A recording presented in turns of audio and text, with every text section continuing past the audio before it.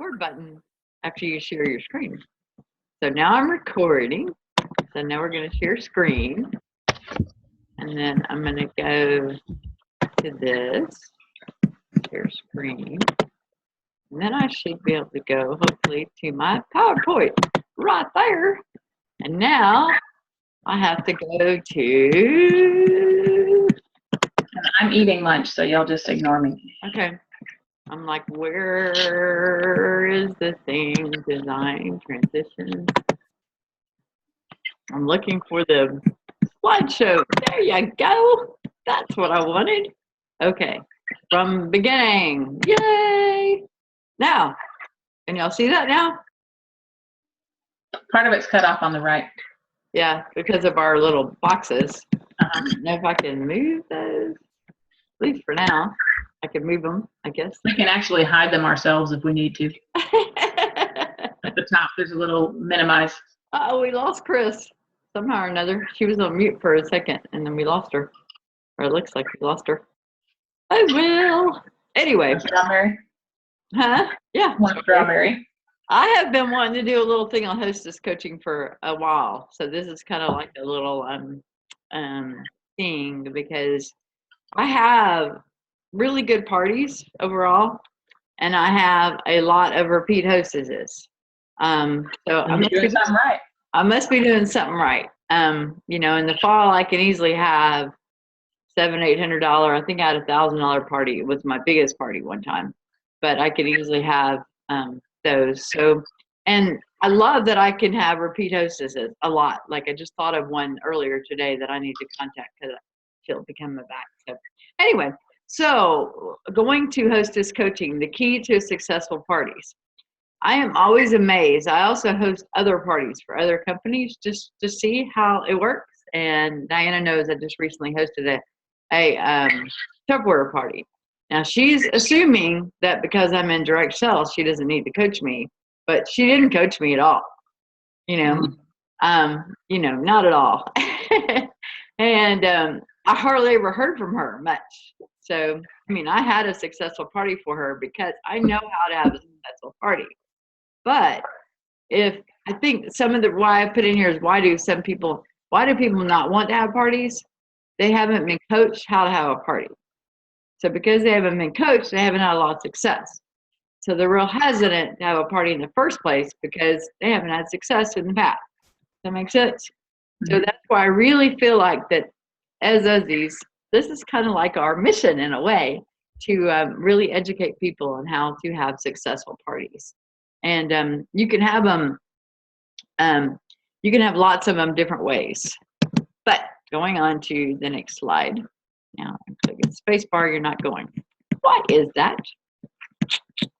Why is that? I don't know. Oh, I guess I just need to click. Okay, we're going to have 4 tips. It's going to be really short and sweet about how to have a successful party. And tip number 1 is to find out what the hostess wants. Now, you may think, oh, she definitely wants free books, or she definitely wants this, or whatever. Well, what I've found is it varies depending on the particular person as to what they want. So somebody a long time ago, her name is Julianne Jones. She's a big guru in direct sales. I learned to ask my hostess on a scale of 1 to 10, what would it look like to make this party a 10 for you? And then I get her to start talking to me. And she made me one of these people that loves to entertain. Loves to have tons and tons of people in her house. Okay? And she'll tell me that, and that'll kind of give me an idea. Okay? But she also might tell me, well, my apartment's not very big. I could only get like 2 or 3 people in there. Or she might tell me, oh, my mom's going to come, but I don't want her to feel like she needs to buy anything. And the same way with all of my other friends. I don't want them to feel pressured into buying anything. So there's all those different things that she gets to communicate with me. So with me going into the party, I know how to handle that party a little bit better because I really want to make her a happy hostess, because a happy hostess means she repeats with me again and again and again, right? So we have to go back to why. Why is she doing it? Just like with us, as when we were talking about your goals. Why are you doing what you're doing? Why is she hosting a party? Maybe she likes the idea of having kids there and having a kids party. Maybe she likes the idea of getting away from kids at night. That's what you got to find out from her. What is it that and it may be something you said initially that may want her that made her want to have a party. Maybe it's a kid's storybook party, something like that. And then I always coach my hostesses that especially if they come to me and say, I don't really want my friends to feel pressured, and I don't really like doing parties like this. Like, I've had some people that never do any parties, never with any other company, but they'll do them with me. And for one, they value books, but they definitely don't want their friends to feel pressured at all. So that's something that I have to be aware of. So I coach them to come up with a theme, because a theme for the party could be a story time party. It could be a mom's night out party. It could be an ice cream party, especially in the summer. Everybody brings a topping. It could be a fun thing. So they're coming for the fun. And I know when they see the books, they're going to want the books, but they're coming for the fun. And that, so it has to do a lot with that. The other thing that I wanted to talk about, which comes to finding out what your hostess wants, is that relationship. If she feels like you are interested in her, it's amazing what she's going to do for you. But if she feels like, oh my gosh, I can't get away from that person fast enough, then she's going to cancel on you, So it's just like that. She has to feel appreciated. She has to feel all the time. And you have to understand that she's also a little nervous. Even if it's one of your friends, she's nervous because she wants this job. She wants this party to work out well for you and for her. So she's a little nervous. So your job is to kind of help her. So you have to be educating her on what's going to work. The other thing that I learned from Julianne Jones is to treat my hostess out to coffee or a soda. It's kind of like taking them out on a date, kind of like courting the relationship, so to speak. And when you court the relationship, you really bring value to that relationship. And when you have value to that relationship, then all of a sudden they want to do business with you. So I usually ask them to meet me for, we have a party, like a book party, whatever, at a party, and I'll call them up and I'll say, let's meet for coffee so we can get together and plan your party, or let's meet. And sometimes it doesn't work with their schedules and my schedules, it doesn't work, but we at least try to do it that way. And if I can't meet them in person, sometimes I'll send them a little Starbucks $5 gift card or something like that, because I want to appreciate them.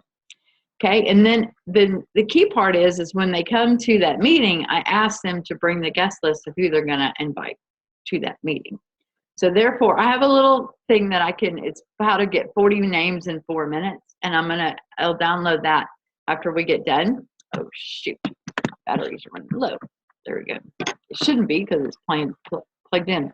Anyway, I'll download that. But what it is if they come to you with 10 names, then you kind of know you need to help them come up with more names. But if they come to you with 40, then you're probably okay. If they come to you with 80, then you might have to settle them down a little bit. So it's just different things like that. And that's why I like to have them give me the list. And that's how I get it, is by treating them for coffee. And very first thing to do, like I booked a party maybe a week ago right now. I'm going to do a wine party coming up from either my anniversary with my husband. We've been married 15 years, or either my birthday. I haven't quite decided, but I booked a party. I have yet to hear from the hostess since I booked the party. It's been maybe a week or maybe 10 days, something like that. And it's very important. I feel like very important to send a thank you note. I sent one time, and I use a lot of times our cards for calls to send a thank you note. And I sent one, and this lady, I swear to you, she loved me forever after I sent her that thank you note, because I just lucked out. And it was a butterfly card, and her daughter's bedroom was decorated in butterflies. Her nursery was. So I just really struck her. So, she's had 4 parties since then, because she loves me, and I just lucked out in that way, because you just never know. But I think sending a thank you note right away confirms the party. They know what they've done, because when they first book the party, they're a little nervous, like, ooh, did I really mean to do that? But then when you send a thank you note, that really helps. And then I like to be in control of the invitation. I set it up, whether it's on Facebook, whether it's I use the system called Margo for my invitations. You can do an email invite. You can do Evite. You can do however you want to do it. But I like to be in control of that because then I know when that goes out. And then number 3 is have them give their guest list to you with emails and phone numbers. I just say with the list, emails and phone numbers. Now, do I all the time get the phone numbers? No. Do they tell me they want to give me the phone numbers? Yeah, a lot of times. But I at least ask for them. I mean, I might get them. And it really does make your job later easier if you have to call them because of an out-of-stock book or something like that that's going on. You might have their number already. So I do that. You need to know how many people they've invited. So that's why I have the list. And if they want to do it on Facebook, that's fine. But you just need to know that. You know, you also have to coach them. And I always say this, 1/4 of the people they invite will personally will be able to show up. And I've never heard that from any other direct sales companies, really. I haven't heard that. But that's a really important clue because if they want 5 people there, they need to invite 20 people at least. And it doesn't matter whether it's birthday parties or whatever it might be. It doesn't matter. It's going to be the same regardless. Number 4 is if they told you that earning free books was important to them, you need to break it down. So when they did that scale of 1 to 10, if they said, oh yeah, I would love to have $200 in free books, and our special that month is they get $600 in sales and they get $200 extra in free books, then I need to coach them. In order to reach that level, we need to have at least 12 people place an order to reach a $600 party. So they kind of had that expectation. And you want to be careful, and that's why I like to ask them what they want. Because we may think, oh, we'll be so lucky if that party's only, $250 or something like that. They may have bigger dreams than that. So we don't want to set their dreams up for lower. We want to set their expectations higher, as high as they can dream. We want to put it up there. And it's amazing. They will reach that. And I always coach them about how many people they'll have to have at the party and how many outside orders they'll need. Because they're going to say 10 people will come, but more than likely 10 people won't be there.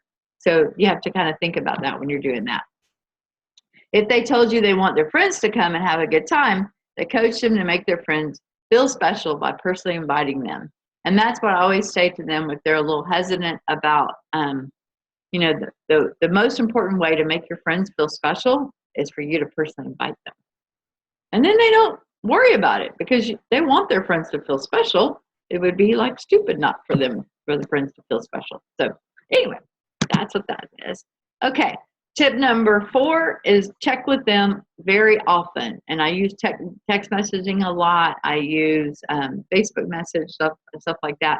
I mean, a funny story is, I booked this wine party. I know it's a wine party, but I don't know what company it's with, because I didn't know there's more than 2 wine company parties. Well, I just recently figured that out because somebody else had posted something about another wine company, and I thought, I'm having one of those parties. And then I finally found her business card, and I realized it's not that company. So the hostess should have been in contact with me. Like, I booked the party, I get a thank you note, I get an email right away, so that I'm getting communication from her a lot. That's what I'm saying. And I always ask them questions. Do they need any help? Do they understand how to get outside orders? Do their friends seem excited? Just be in touch with them. They should not have to find your business card and try to figure out how to get in touch with you. You should be so easily accessible for them. Look at, did you look at the customer specials? Look, this one is on sale for $7, that kind of thing, that little excitement. Have they started their wish list? Do they need any help? Would they like you to help with the wish list? Just different things like that. Be in communication with them. And I don't like to do like a big 30-minute hostess coaching call because they'll get bored. But these little segments, like I'll take it little steps here and there, usually through text messaging. Can you tell me the ages of the guests who will be there so I can personalize the party? I'm not really asking them for the number of people that are going to be there because that might kind of seem pushy a little bit, but I really am concerned about their friends and making their friends feel special. So therefore, I need to know the ages of the children in their life that they might be looking for books for, because I want to make sure that I have this party personalized. Even if you only have your kit, doesn't matter. You still want to personalize it ahead of time and know about those books. And sometimes I say, do you want me to play a game? And there's lots of different games that you can do. And if you do that, a lot of times you need to know the number of people that are going to be there. So that kind of helps you figure out that. But just, and also don't be upset with them if you don't get a response for every message. It doesn't mean they're not reading it. It doesn't mean they're not there. You know, my book fair that I just had, book fair party, this lady, she goes days without communicating with me. And then all of a sudden she'll pop up. But she read everything between now. You know, people are just busy with different things. So you have to kind of be with that. And tip number 5, which is I think the most important thing, is if you are excited and you are constantly excited, they will catch that from you. You know, if you're worried that this party's not going to make it or not, then they're going to catch that too. So you kind of have to cover up and fake it, kind of, you know, and just keep, you know, having that expectation that this party's going to be so great. We're going to have so much fun and da da da da da da.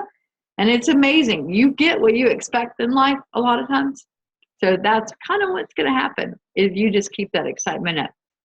I usually send them a message the day before, and I ask them to text their friends a little reminder. I use a little social gram from Margot that they can just copy and paste and send to their friends. It's just another little way to touch them, and I'll, you know, just to get them excited. I like the graphics from it because that way, I don't know, just to me, it looks professional. And again, that didn't happen in my Tupperware party. You know, it didn't happen. So it just looks professional and it helps to get excitement up. The other thing I ask them is, are you going to make a cake or brownies or something ahead of time? Because you could always text your friends and say, ooh, I smell those cakes. You know, I can't wait to see you. Just little things like that. Because we tell people it's so, so important to get reminders. I was invited to a cabbie party a couple of weeks ago. And I really did have every intention of going. She personally invited me. She did what she was supposed to do. But I never heard from her again after that. And I completely forgot. And I ended up doing something else. I didn't mean to. I just forgot. So, you know, I usually tell that to them. Anyway, that's what I do. That's what I found with hostess coaching is like the best way to do it. And I can do one more thing if I can always figure out how to get out of this thing. I want to show y'all real quickly the ways to get this. Close this down. Yeah, I have a hostess coaching folder on my desktop. And I know Diane laughs at my desktop, but I know where things are. I can find them. Here it is, 40 guests in 4 minutes. So right there, that helps them really quickly to think about people, especially if they're saying, oh, I don't know that many people. Well, they never thought about getting an order from the haircut person that cuts their hair all the time, you know, or the bank teller. You know, they never thought about different people like that. So this just kind of gives them an idea of different people that they can invite. Because the more people they invite, the better they're going to have. And even if they don't show up, like your husband's coworkers may not show up at the party, but they might place an order, and that's going to make a big difference with that. So this is our Q&A time. I'm going to stop the share real quickly, and this is y'all's chance to ask questions. Okay. If y'all have any questions about hostess coaching, otherwise we'll go into some out-of-the-box ideas.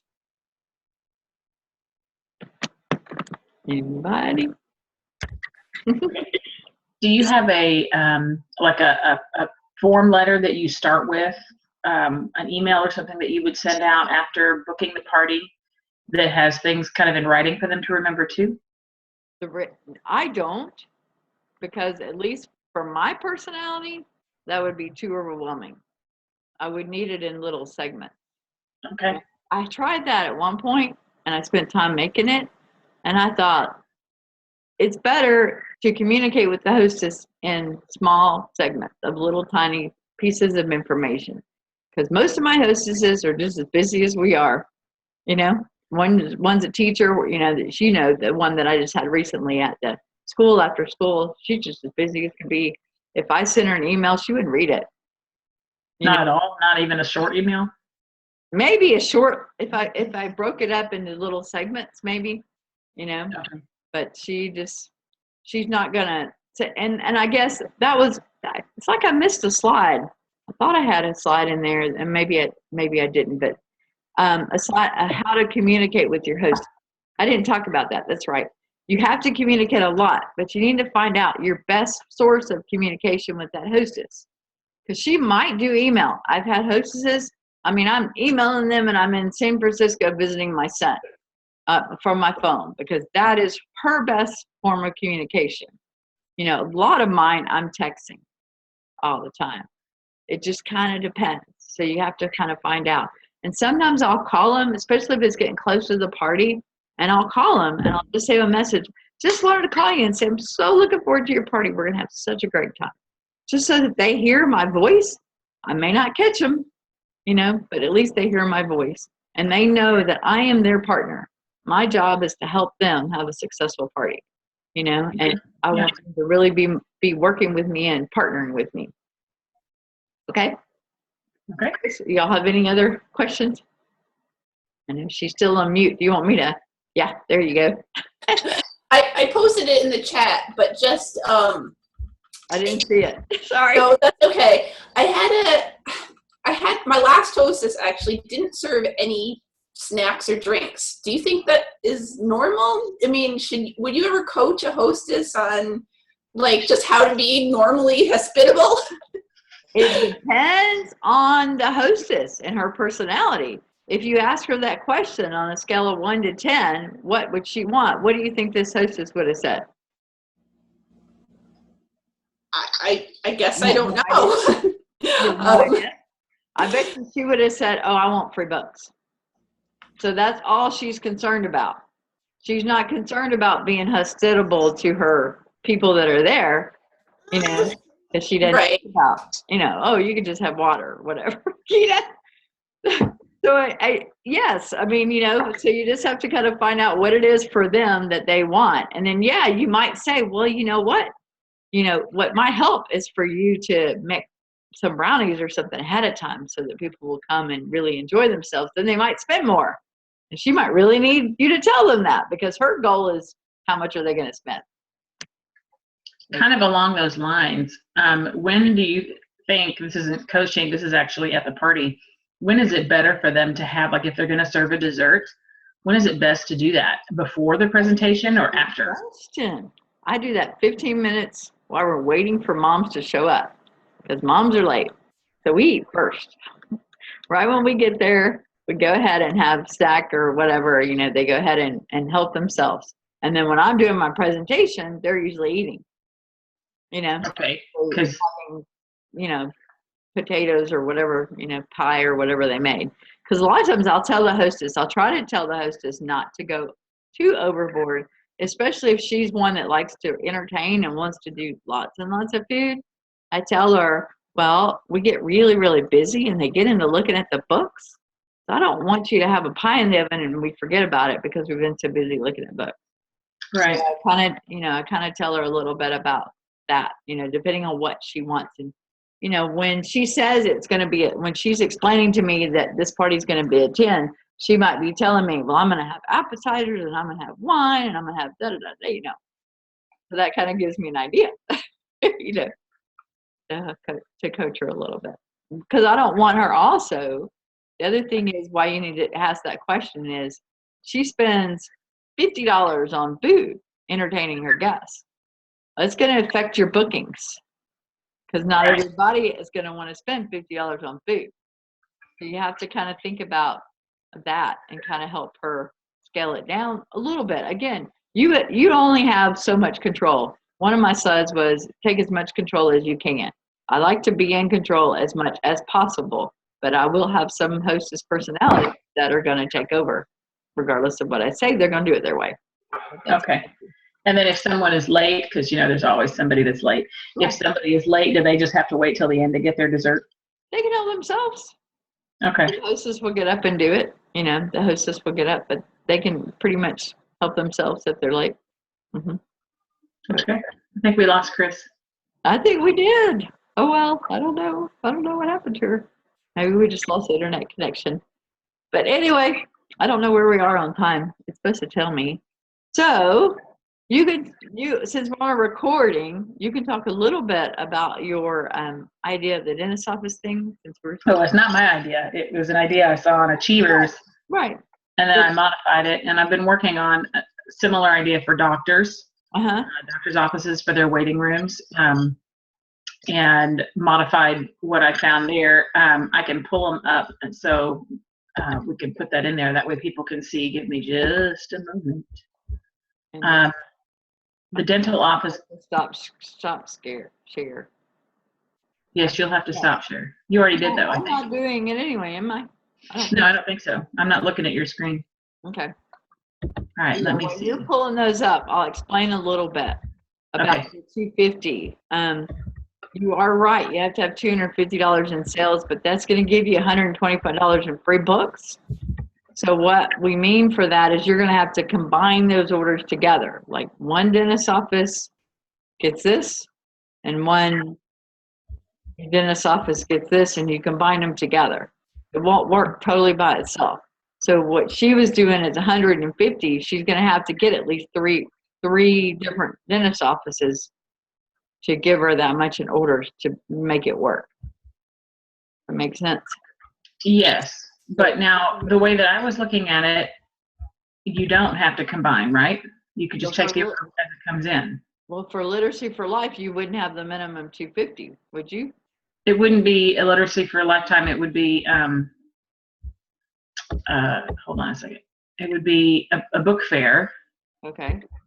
But a book fair, minimum retail still needs to be 250. Right, and it is. Hold on just a second. I'm having issues with my computer. If 130 of those little books does get you to 250. Oh, it does? Okay. I thought you meant $130. Okay. No, it's 130. You purchase 130 books, and you get, what did I say? I don't remember now. Here, let me share my screen, and then you can see. Okay. And we have 10 minutes. It just okay. Until it's 10 minutes.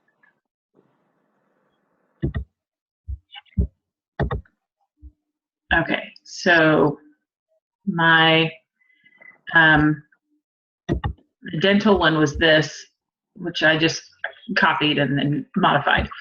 And so if you order 130 books, you would get 50 additional books plus one of the hardbound versions, which I know is out right now, but it'll be back in a couple of weeks, and free shipping because it's a book fair, so you get free shipping anyway, right? Right. Everything goes directly to them. So they're basically getting 180 books, and for the little books plus the hardbound book for the cost of 130.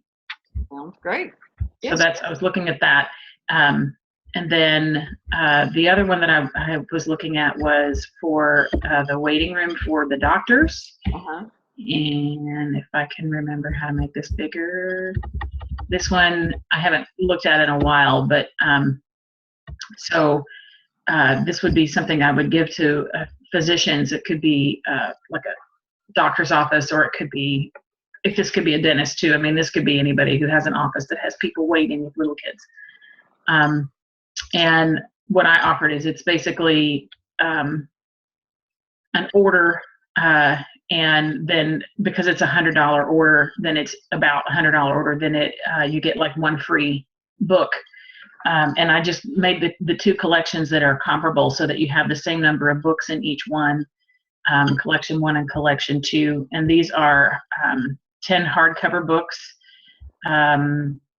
And of course I put the little blip in there that titles vary due to availability, because I know that there's some things in here right now that they're out of. Yeah, they're going to be. So I would substitute. But so if they got collection 1, they would get this Be Nice, Do Nice, Be Kind, Spread Happy paper book free. If they did this, they would get the Be the Change, Make It Happen free. If they get both, then they would get those 2 free, plus they would get the 10-minute stories for free. I love the 10-minute stories. That's a great idea. I have that. And they both have a That's Not My Book. They both have 1001 Something or Others to Spot. They both have a See Inside book. This one, I have to look at this because this one is the fairy tales and this is the princess stories, which I don't know. We may be out of both of those. Yeah. I don't know. And then I think Living in Space and Your Body, I think, are both beginner readers, but it could be wrong. They are. They are. Okay. And Pirates and Castles are beginner readers. Mhm. And there's both of them have a questions and answers book. Both of them have a find the something or other book. This one has a muddle and match. This one has the astronaut. I want to be an astronaut book. And then Planet Earth and Night Animals are both beginner books too. Yeah. I So think that's great. the idea, and this is plus shipping and tax. And this is just the idea of, and I think I put in here that customizable collections are available too. Yeah.